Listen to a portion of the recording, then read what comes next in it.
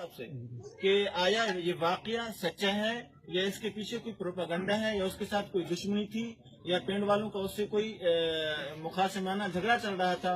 इस केस के पीछे हकीकत क्या है आप बताएं। अल्लाह को हाजिर नाज़िर जान के जो भी है जी मैं जो कहूँगा हल्फन हल्फन कहूँगा इंशाअल्लाह। मेरे खेत च काम करदियां सी औरतां, उत्थे ये वाक़या पेश आया ते मैं इन्हूं आसिया नूं पुछया कि तूं ये गल्लां जो औरतां करदियां तूं ये कीतियां। मेरे कोल इन्हें इकरार किया कि हाँ मैं गल्लां कीतियां ने।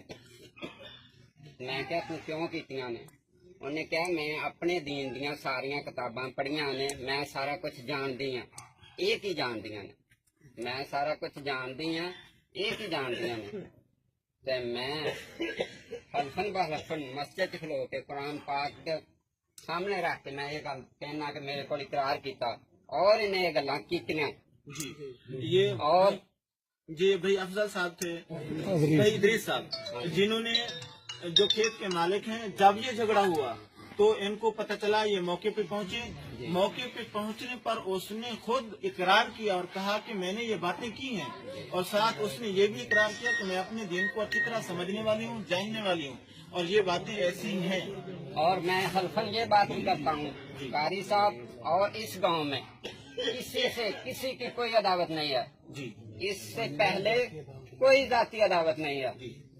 वो कितने पहले कोई 10-20 साल से पहले मेरा काम मेरे खेत में फालसा तोड़ती थी और भी काम करती थी, किसी से कोई मसला नहीं जी।